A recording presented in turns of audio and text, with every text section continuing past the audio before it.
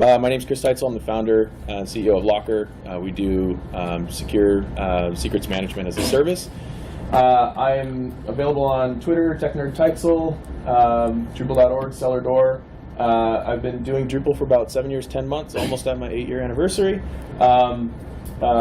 Originally started off in Omega, and then back in 7.3 when that started taking over all the theming layers, and then more recently in the last 4 to 5 years have been heavily involved in encryption and data encryption around Drupal and trying to strengthen that with a team of really talented folks around that. So, I guess I'm Luke over at Townsend Security. I'm the Drupal GM and Director of Marketing. Been in the Drupal world for not quite as long as Chris, about half the time, almost 4 years, and we've been working closely together on encrypt and key connection, and we've spoken at many conferences around the world on this topic, so it's always fun.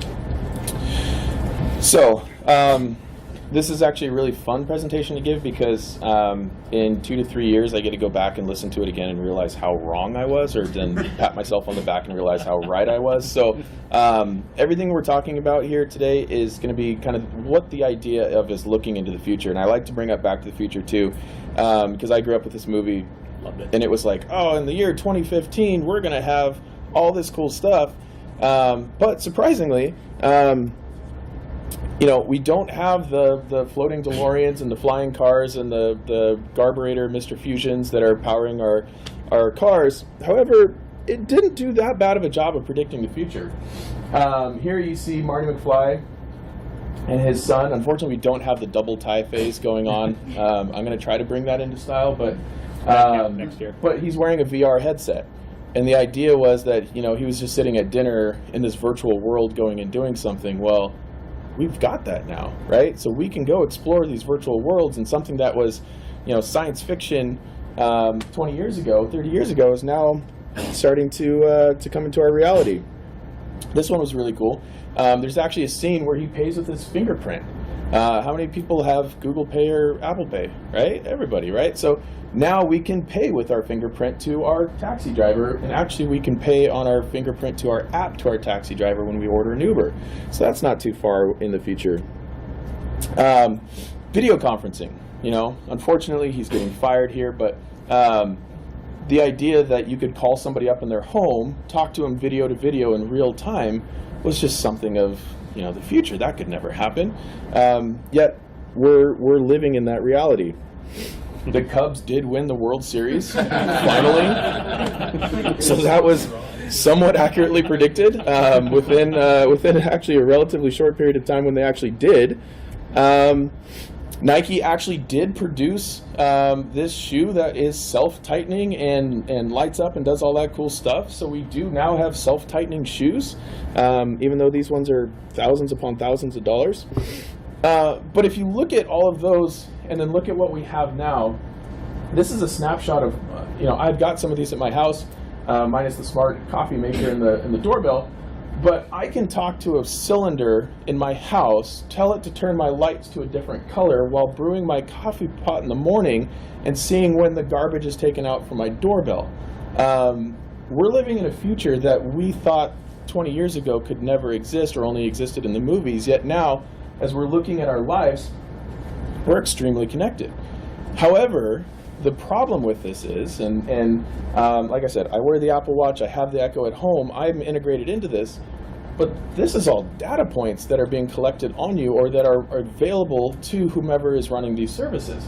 They know from your Nest not only how hot you like to keep it at 6 p.m. in the afternoon when you get home, but they know when you get home, and they know when you go to sleep, and they know when you wake up. They know when you're away from home, and they know when you're back.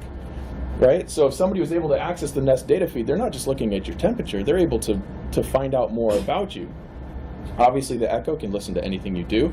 The nice thing about Echo is that I've talked to folks that have actually done net scans on the Echo. It doesn't transmit ever until you actually say the Alexa command, and then it basically has a 30-second running buffer that it goes back, grabs the last 30 seconds, listens, and then sends that up.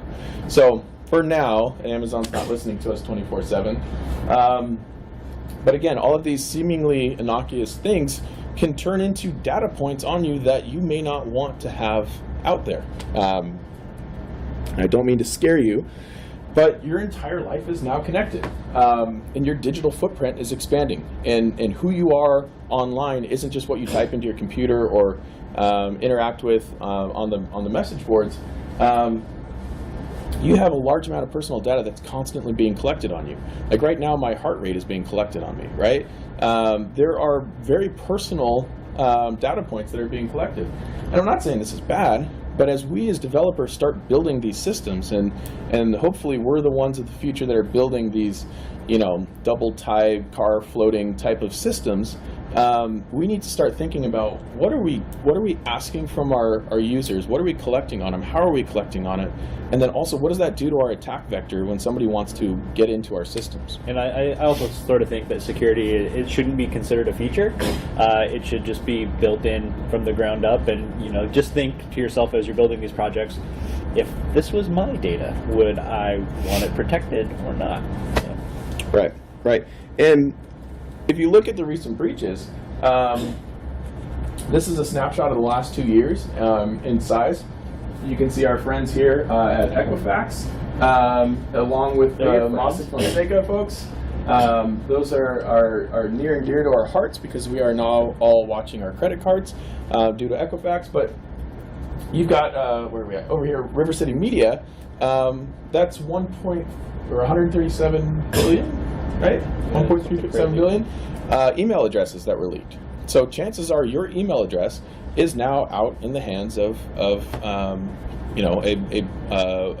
blacklist site somewhere that's being shopped around. So these data points are happening every day. Breaches are occurring, and seemingly innocuous data is being pulled out. Yeah. Which, by the way, even email addresses can be considered PII, or personally identifiable information. So it's not just the credit card number or the social security number. It's anything that can really, when combined, create an identity. So there's a really interesting article in The Economist recently that talks about data now being the most valuable asset in the world, more than oil. And I wholly agree with it. If you look at all the recent acquisitions that are going on and all of the movements that are happening in the tech space, it's around data and the ability to process, analyze, and extract meaningful conclusions out of the data. So the ability to forecast and act upon that data, it's what's driving our growth for the next decade. And you don't have to turn any farther than IBM buying the Weather Channel in order for that to be relevant, right? IBM, big tech company, buys the Weather Channel, which actually is a fairly technical company, but it traffics in weather data. And you're sitting there going, well, why does IBM care about buying the Weather Channel? Well, if they can feed the entire world's weather patterns from history to now into their AI Watson, they now have a very, very smart way to route materials for shipments, to predict what weather is going to occur, to react to various weather events.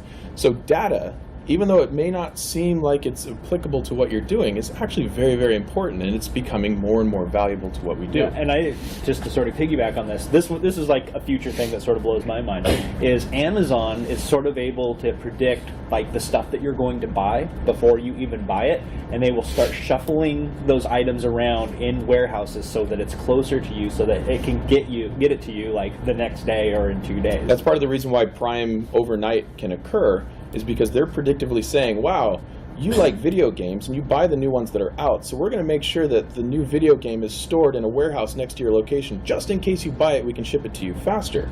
So they have predictive analytics into how they're moving their inventory around. So as developers, we're sitting here trafficking tons and tons and tons of data. And I thought this was a very interesting quote from the Economist article was, whether you're going for a run, watching TV, or even sitting in traffic, virtually everything you do creates a digital trace. As devices from watches to cars connect to the internet, the volume of data is increasing. Some estimate that a self-driving car will generate 100 gig per second of data.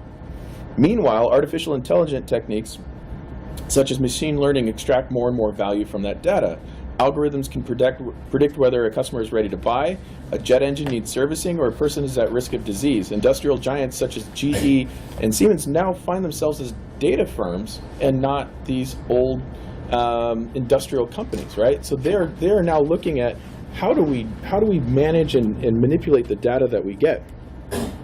And so you'll hear from us a lot of the time say, don't collect data, or whatever you do, don't collect data.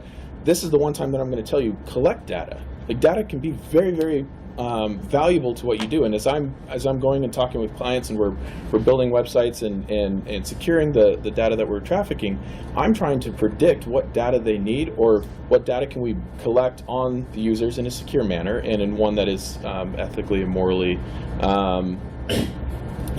right. But how can we collect that data so that in the future we can analyze it to make those systems better? So whether you think it's important now, it may not be. But 6 months from now, it may decide what the next feature on your website is, or what is the next device that you're going to roll out. One of my friends used to work at Microsoft during the Windows Mobile days. Unfortunate times, but they were going through a lot of the early design around flat design and the whole Metro design. And they had this one feature that they really liked, and they spent a ton of time on it. They put it into user testing, and they realized that like 15% of the people even interacted with it and knew how to work with it. Well, they look at it and sit there and say, okay, this is something we really want to build. But once the data came in and they were able to analyze it, they ended up scrapping the feature altogether because they said this just isn't valuable anymore. So collect data, work through that data, and try to figure out, how can I be collecting things now that are going to make me more valuable in the future? And there's a lot of cool stuff that you can just do today, is even A/B test your web pages, figure out what are people interested. I have a marketing background, so this is especially great for me, where I can have a call to action on our blog, and I can determine if someone's maybe more excited about a white paper versus an ebook. And so you can kind of, just even with this data and analytics, better serve the people that are visiting your sites. So unfortunately, with all of these connected devices, the IoT is turning into the IoHT, the Internet of Hacked Things. And we don't have to look any further than the Dynattack recently. Last year, I was actually at Bad Camp last year, and it was funny because we were sitting in the security summit, and I was like, wow, GitHub is not working. And then all of a sudden someone else was like, wow, my internet's not working. And pretty soon we're all sitting there going, wow, we're watching a DDoS attack live at a security summit. That's kind of cool.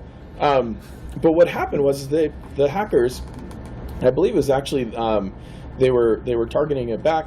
They originally thought it was some state level actors. It was just a bunch of script kiddies that basically found a nuclear bomb in the garbage can and said, what does this thing do? Released it out into the world and was able to take down DNS providers by turning on DVRs for security cameras to then just flood the net with traffic and take out everything in its path. Right, so all of these connected devices can now be turned against us. They can now be used in giant botnets if we're not securing them. Another example is Jeep. Famously had a hack that was shown on, I believe it was 60 Minutes, and the driver was driving along, and the hacker was back in his little cave, and they go, all right, now go, and he hits the brakes on the car from the computer. He was able to hack in via the cell phone chip on the car that normally projects diagnostics and all of the nice smart features of the car. He was able to actually override the car's emergency braking system and bring the entire car to a stop.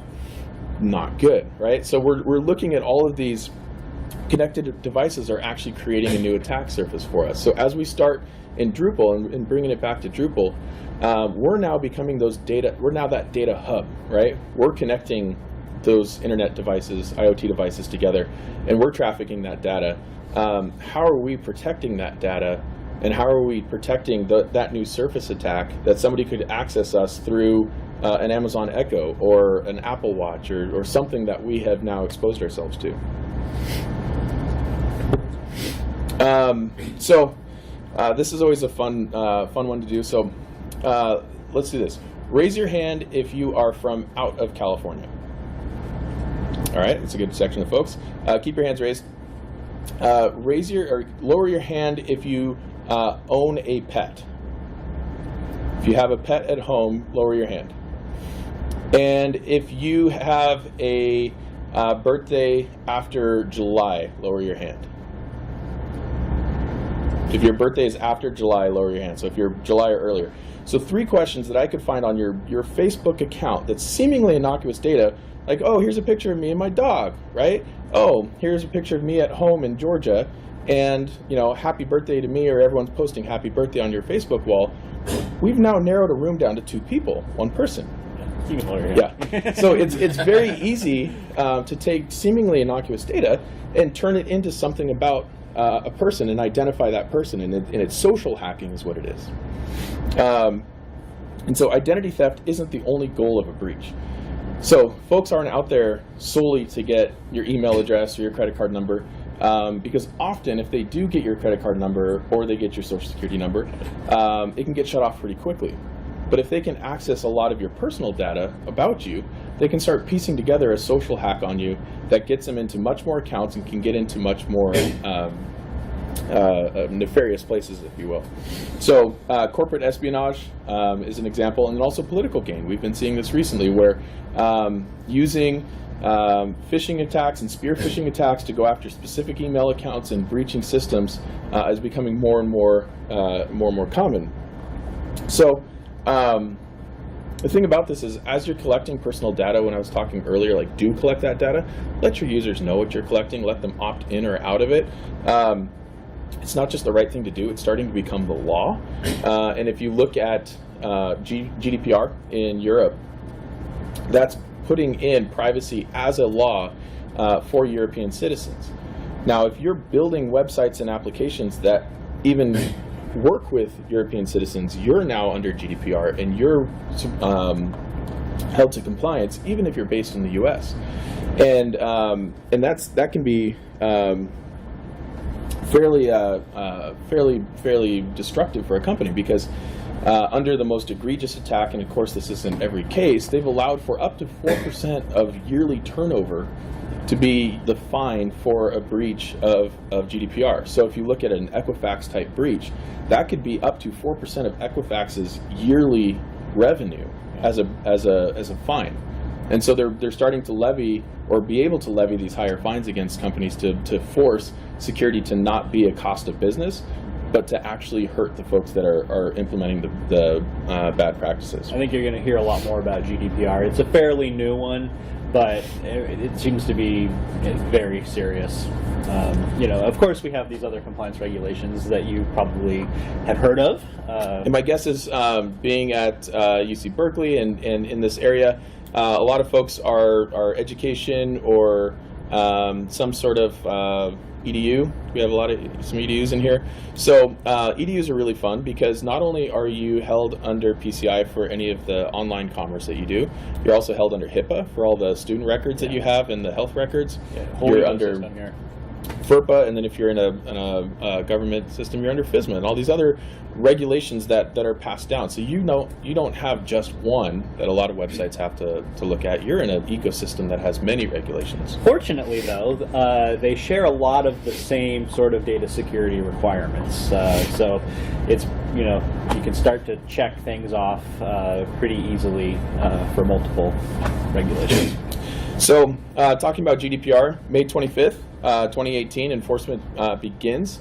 So this is the kind of the looming deadline that we're all looking at. It was actually enacted 2 years ago, a year and a half ago, but they gave everyone a 2-year window to get compliant. What's really fun is most people are taking a year and a half off, and they're now just starting to think about, oh crap, I've got 6 months to be compliant. So if you are transacting in European citizen data, start reading through this. Talk to consultants about it, and bring in some folks to gauge what your risk level is, because it's not just the cookie warning that we all know occurs in the EU, where you have to pop up a little thing that says, hey, we're putting a cookie on your machine.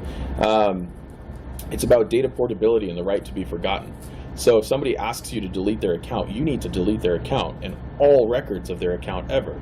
Or if somebody says, hey, I want this account to now be transferred to that service, and this doesn't apply as much to websites, but if it's like a telephone service or a utility, you have to have the ability to port that data to somebody else and move it away from you. Our systems don't really like to do that. We like to hold onto our data and keep it ourselves when we have backups. And what happens if you have all these backups with the person's data on it that the person requests to be deleted, and do I have to reach back into every backup I have and delete that person? There's a lot of questions out there around this.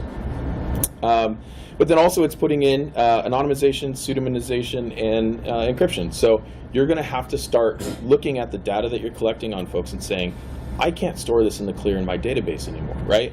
And so it may be that your Nest and you're looking at all the temperatures that are in somebody's house. It might be good to start encrypting some of that data. It might be good to start encrypting and taking data that you would think is not relevant to a breach or to an attack, and start protecting that through encryption, or if you're doing some sort of AI and machine learning, anonymize the data before you put it in there, so that your AI isn't sitting there learning everyone's name and phone number. And I especially like the fact that it calls out encryption.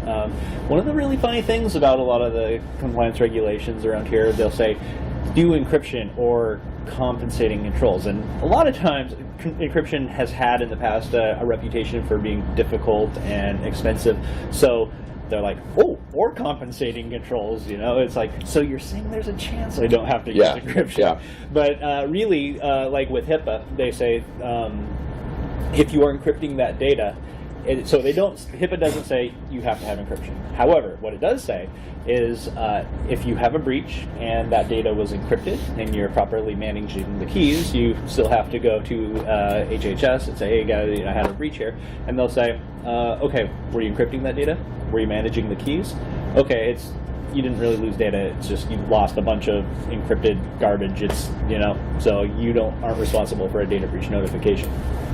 And so when we look at Drupal, I'm trying to bring this back to the reason why we're all here. Drupal is, before, we were looking at Drupal as kind of two options. We had Drupal as a full stack website. It's going to serve the front end layer. It's going to serve the back end layer.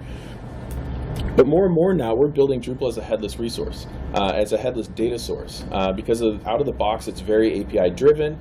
And you're able to now integrate Drupal into a system that it may not have been in before. And like I said, it could run the nests and all of the data that's being trafficked through those just as a data source, just so you can, put the data into a structured and in ordered fashion. Townsend has a customer, and I thought this was a pretty cool project that they were working on. So they were using Drupal on the back end, and then created an iOS app. And in this app, they were collecting social information and just account information, but also geolocation. So this app would dynamically change depending on where someone was at. I mean, that's pretty futuristic to me, but it also just goes to show, you're collecting a lot of information and you've got to protect it. Yeah, so Drupal's now becoming a cog in the system rather than the entire system itself.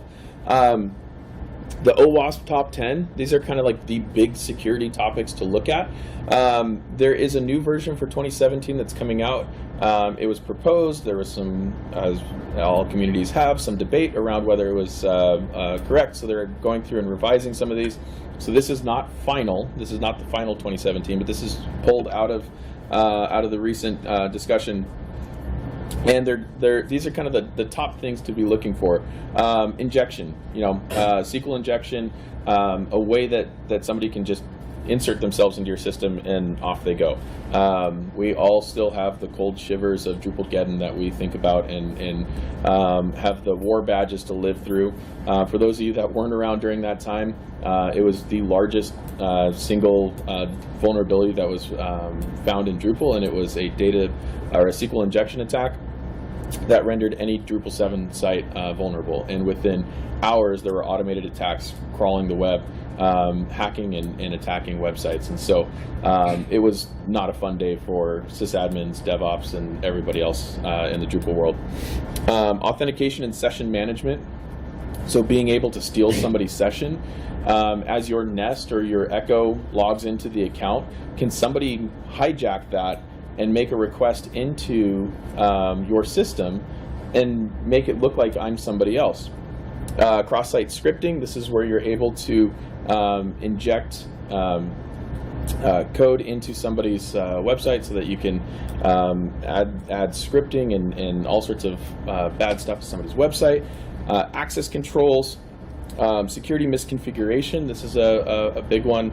You just don't have your system set up right. Sensitive information disclosure, these are the big data breaches we all hear about. But the new one that they're talking about is insufficient attack protection. And so this is the firewalls, the WAFs. What are you putting out at the perimeter to protect the bad guys from even getting into the source code or even getting close to the code? Cross-site request forgery, again, making somebody think that they are something that they aren't, and pulling data from sites that they shouldn't. Using components with known vulnerabilities. Welcome to Equifax. They had Apache struts that they didn't patch for a couple of months, and it was a known vulnerability. It was out there, and they just didn't patch it. And then the last one, and this is applicable to us in the future, is unprotected APIs. So at Drupal, if we're going to turn on the core API functionality and say, okay, my data is now available via an API, do you want all your data available via that API? Or do you really want to turn that on? And if you do, how do you want to protect it, right? You should have some sort of session management turned on in that process to allow for the data that's stored in Drupal to not just be openly distributed to the world if they happen to know your API. So again, this is actually a system, a very boiled down system diagram that I actually built for a client that we were looking at how the whole thing was going to interact in their stack. And you can see here you've got Drupal 8, which is now connecting out to MailChimp for all of their email marketing. They've got Salesforce where they're keeping all of their customer data. You've got Amazon S3 buckets that it's storing all of its files and data in, which is then communicating with a React and Node-based front end. This is not uncommon for what we're building now. This is actually kind of the new stack. All the cool kids are building with React and Node recently, right? So, but if you look at these, all of these different places are new attack vectors that we didn't normally have in our previous versions of Drupal or that we would build in these sites. S3 buckets. This is huge. There was a recent report out that Accenture had an S3 bucket out there for their cloud platform. That was basically what ran their cloud platform. And in it was a directory with a document that said, hey, if you want to set this up, here's how you set it up. Here's the master password. In case you want to access anything in this system, they had passwords in the clear. They also had all of their private keys for all of their certificates that were authenticating everything in there. And it was all sitting in an S3 bucket, which they thought was secure. However, they didn't permission that right, and it was actually open to the whole world. It was a public S3 bucket that if you knew the really long AWS string, you could get in there and you could find everything to A, rebuild your own cloud platform, but then B, infiltrate theirs, and there was a lot of sensitive data in there. So we're seeing more and more, and there are security companies out there doing nothing but scanning S3 buckets that are public, looking for bad things. So make sure that when you are, again, as we're starting to build these more modern components and we're looking at connecting into all these futuristic technologies, don't just think that something's secure because Drupal connects to it securely. You need to make sure that it's storing its data securely, and because it's now an attack vector in. In the previous session, we talked about OneLogin and how OneLogin had an AWS key that was compromised. And with it, somebody was able to access the VPC inside of OneLogin, spin up their own EC2 servers, and start scraping data out of the databases, decrypting it with their encryption keys. Basically had full run of the system for a bit because of one unprotected API key that was sitting on a site that nobody thought was a big deal to have that API key on. So these modern systems in Drupal as a data source lends us to have to be more secure. And so in my opinion, Drupal is arguably the best open source CMS for complex data modeling. If you want to build a blog, WordPress is awesome. Drupal's not. If you want to build like a complex data system that's going to be tracking and analyzing data, that's where you look at all of the other CMSs out there and realize that Drupal's really the one that we need to start using. So it started with entities in Drupal 7, and it's continued to push itself along. And so because of that, we start looking at Drupal 8 as we need to start tailoring the authoring experience rather than the user experience, because Drupal's now part of the works, it's not the end device. Quick rundown of some APIs that you'll start running into as you start building these futuristic and awesome technologies. Payment gateways, email marketing, SMTP relays. My big gripe is that the SMTP module actually stores the password that you put into it in the clear in the database. And this is because the form API provides you the ability to label a field as password, which is great. To the user, they see the dots, they feel they're secure. However, in the back end, you just hit save, and in the submit handler, you go, yep, password, variables table, awesome, we're good to go. Don't do that. So as you're starting to integrate with these APIs, know that all of these pieces have very sensitive information that are going to be destructive to the larger corporation or larger entity that you're working with. Yeah, and one thing that I sometimes think about too is people will bring in a Square or a PayPal because they don't want to worry about the sensitive information, but if that API is hackable, hackers then have access to all that information. So again, one login came through an unsecure API key, and it was an intermediate host with another smaller service provider, and this is directly from OneLogin, basically saying, hey, look, one of our little sites on a site or on a host that we didn't really have ourselves, we had an API key that was way over provisioned, and we basically lost all your data. And I'm going to keep cranking through this here.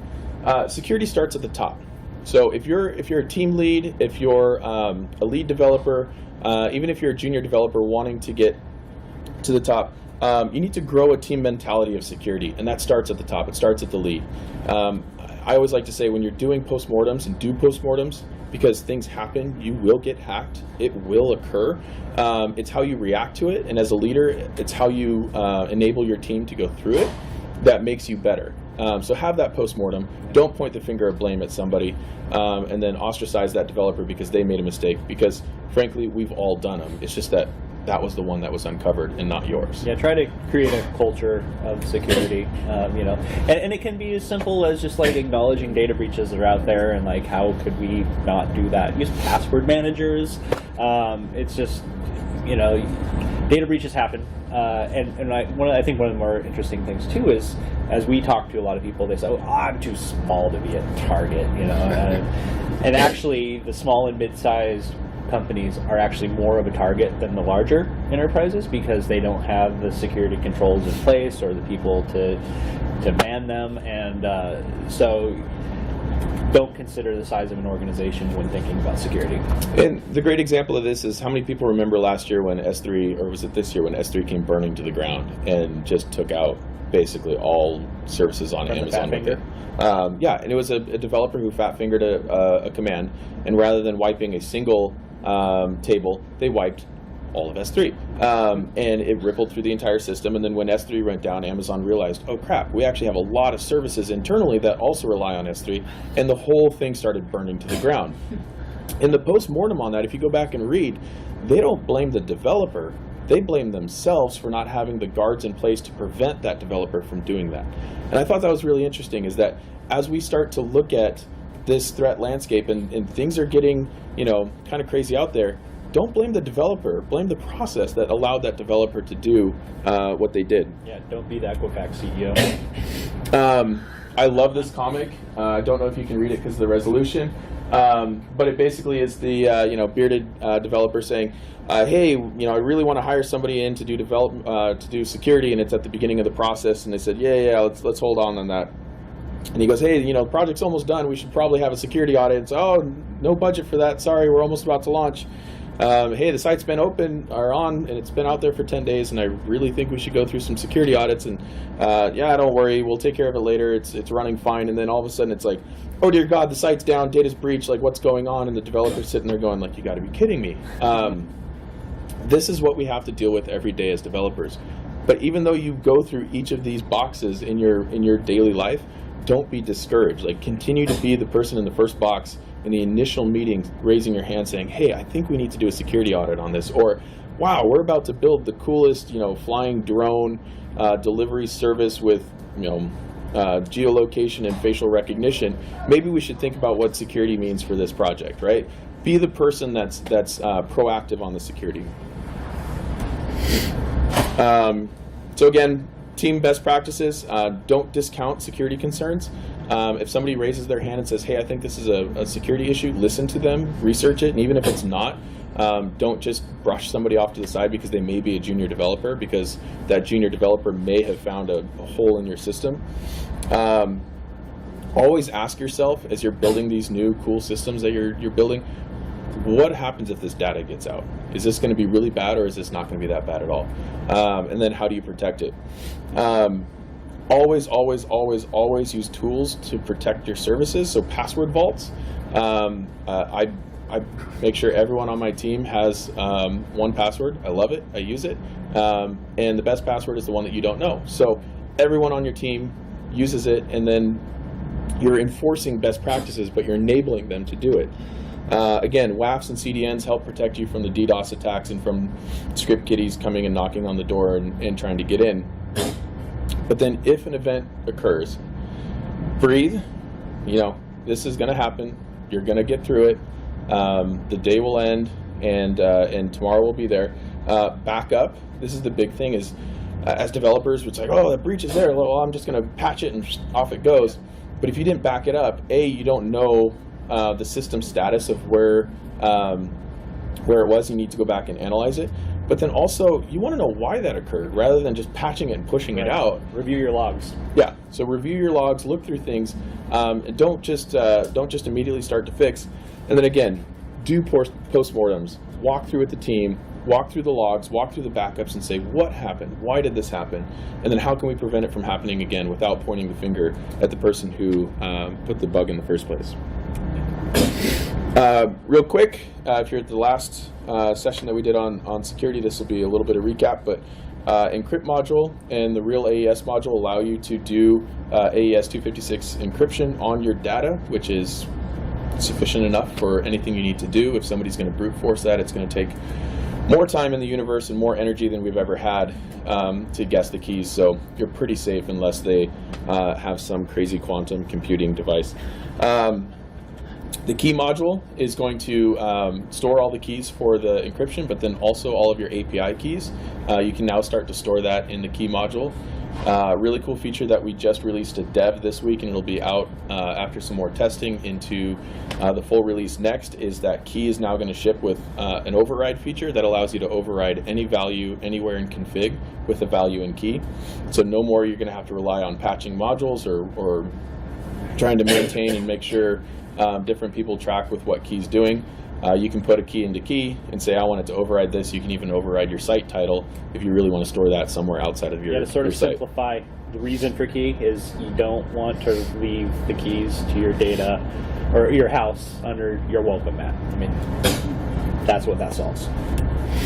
Then I can't speak highly enough about Guardr. It's a secure distribution for Drupal.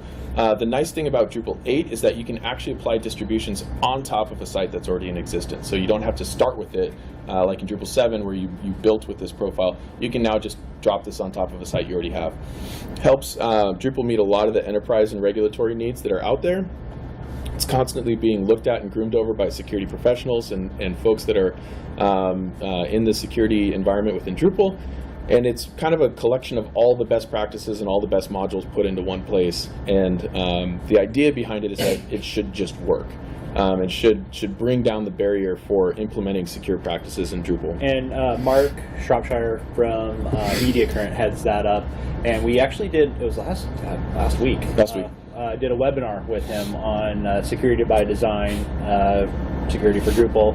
We can point you towards that if you would like a little bit later on. But yeah, Mark's on that, did a great job.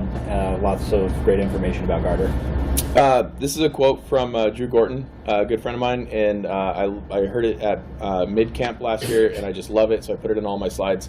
When we're looking at DevOps, if your website's worth more than $5, spend more than $5 on the hosting. You don't know how frustrated I get when I see these large clients and they're like, yeah, I got a HostGator account. Awesome. That is not good for you. That's great for your grandma's cat blog. And I'm sorry, HostGator, that is being recorded on this. I really love you guys. but don't use tools to save money just to save money, because in the end they're not going to fit the security needs that you have. Are you guys kind of aware of the security implications of using shared hosting? Is that something we should dive into just for a second? Yeah, dive in it. So the interesting thing about shared hosting is that you're pooling your resources with everyone else, right? So in a shared hosting space like HostGator or some of the others, if one site gets DDoSed, they all get DDoSed, right? Like your site will go down often in a shared environment, and that's why you're paying $5 for it. But it's because somebody else can screw up and cause you issues.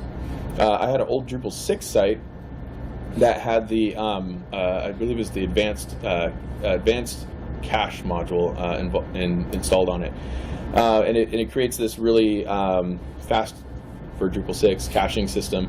But what was interesting is I installed it on a shared host, and I started looking at the logs, and all of a sudden I started reading all these websites, and I was like, that's a really gross name, and that's a really weird thing. And all of a sudden I realized is that somehow I was seeing the requests for all the domains that were shared on the same shared hosting that I had.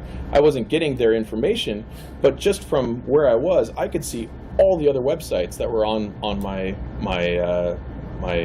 box. So don't share your resources with anyone else. There are plenty of tools out there now with the ability to, you can have virtualized environments, but you're not sharing that same virtualized environment with everyone else. So the shared hosting means the same server. Yeah, they're basically putting a layer of abstraction on top of like a VM to share it amongst a bunch of people, but they're not actually provisioning you your own environment. They're kind of abstracting it one layer further, saying like, you guys are all going to share the same core components, and we'll just let you all hopefully not know who else is doing what on your server. So, and we do have people that we would recommend, so we could recommend them after this session if you'd like. Yep. The other thing is, don't do security alone. You aren't the best security person on your team. I'm sorry to say that. And every developer puts a bug into the system. So, and because of that, that's why open source, you always hear this debate, and you'll encounter it. I've encountered it. Well, open source isn't secure because it's open. Well, no, it's more secure because it's open. Even the best developers put bugs into the system. And if you have 10,000 or 100,000 people looking over the code, that's a lot better than 10 or 50 that are looking at your private code, and you're all doing groupthink and you're just overlooking the bugs. So definitely don't be shied away from open source software just because of its open nature. And in fact, the National Institute of Standards and Technology will say to use an open encryption like AES, for example, because it has been vetted and reviewed. And there are other really great encryption algorithms out there. There's one called homomorphic encryption, which really, theoretically is really cool, but you will never meet compliance for that because there's IP attached to it. It's not open. It can't be peer reviewed, and so compliance will say, yeah, great, you might be using a cool encryption, but not good. This is another thing that I'm big on when I talk to teams and folks. Do what you do best. If you're developers, develop. If you're DevOps. Don't try to play a role that you're not, because that's where you're going to start injecting issues into the system. I at one point was like, I can run my own server. The thing got hacked like 2 months later, right?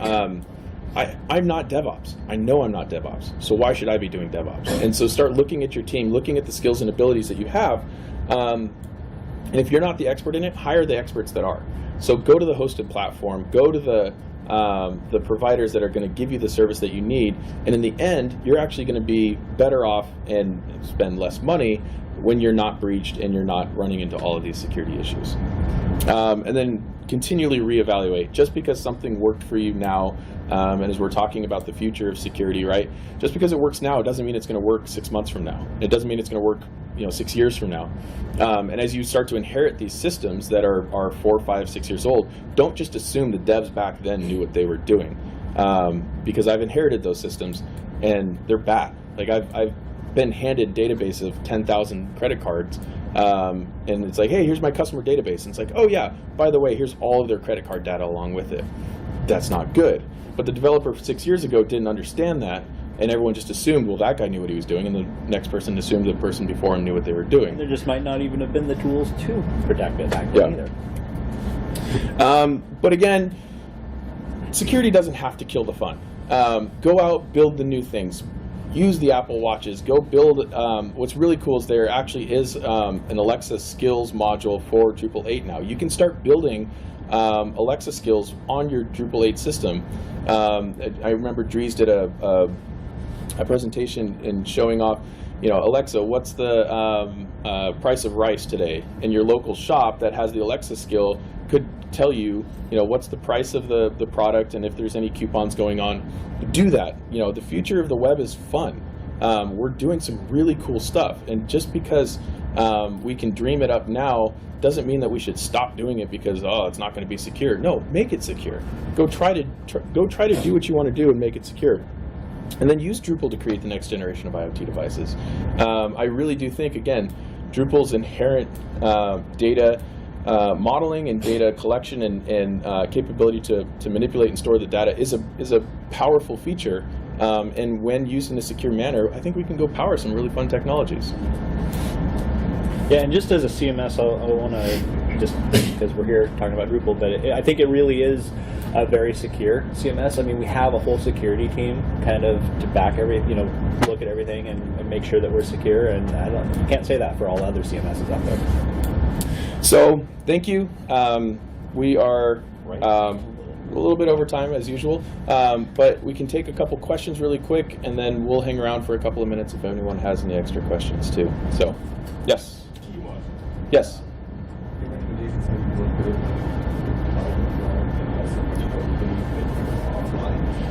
Work with it in local environment.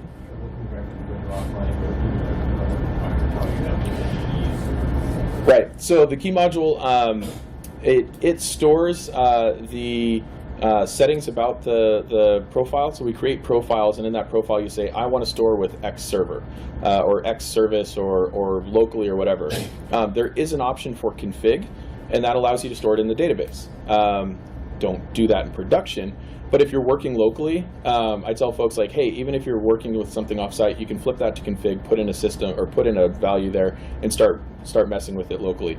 I can say for our service locker that we have the ability to serve keys to a local environment through the way that we provision production and dev certs and keep that safe so that prod keys are only available in prod and dev keys can be available to local and dev. So there are workflows that you can use. You're just going to have to develop it yourself. But again, the nice thing about it is that because it's config driven, and if you're using config split or anything to manage your environments, what you're doing in your local isn't necessarily going to push its way all the way up to your production. So you can use config split, say I want to locally use a database, but then in production I want to use secure service X, and it'll use that. And by the way, I don't know if we mentioned this or not, both Chris's company and the company that I work for specialize in encryption and key management and secrets management, and so we can really take a deep dive into that stuff if you want. This was more broad, but I guess I can sort of speak for both of us here. Key management is something that isn't a new concept, but it is to Drupal, and I think that it's going to be very important as Drupal serves the enterprise. The enterprise doesn't necessarily care if you're using Drupal or WordPress or whatever. They want it to be secure, and they want it to meet their objectives. So it's the jobs of everybody that's like building sites on Drupal to make sure that it proliferates and they're just building secure projects. Any other quick questions, thoughts, comments? So you mentioned, if you're not an expert, find the expert. Mm-hmm. So what suggestions do you have for someone that's maybe on a team that maybe doesn't have access, or for like what can we do to sort of make sure that we're not stumbling into something? There are a lot of there's a lot of great information on Drupal.org and other resources out there. There's tutorials, there's YouTube videos. Find one of us at a camp or in the Slack channels or whatnot. I would say more so than any, the Drupal community that I've been involved in is very, very welcoming to folks who may not know what they're doing or on a single team. I remember back in the Omega days, we had somebody hop into IRC and they're like, oh my God, I just got this site, it's on Omega, and I'm supposed to deliver it in 4 days or I'm going to get fired. I don't know what I'm going to do. We all rallied together and we actually built that person's site for them. We were like, okay, send us the design, we'll do this, we have a couple extra hours. And we just kind of group sourced it and built it for them. Not saying that that's going to happen to all of your projects, but it's just an example, I think, of how the community can embrace folks like that. So reach out. Don't be afraid to ask. And I think that's one of the hard things for folks, is to admit that they don't know what they don't know. But once you get over that fear of admitting, like, hey, I don't know what's going on here, can somebody help me? In the community, there's going to be a ton of people that'll rush in. There's a lot of I know a guy. Yeah, and that's the other thing is I always tell folks I run a consultancy. And I always say, if I don't know who it is, I'll find you who. But again, don't try to be the expert for everything.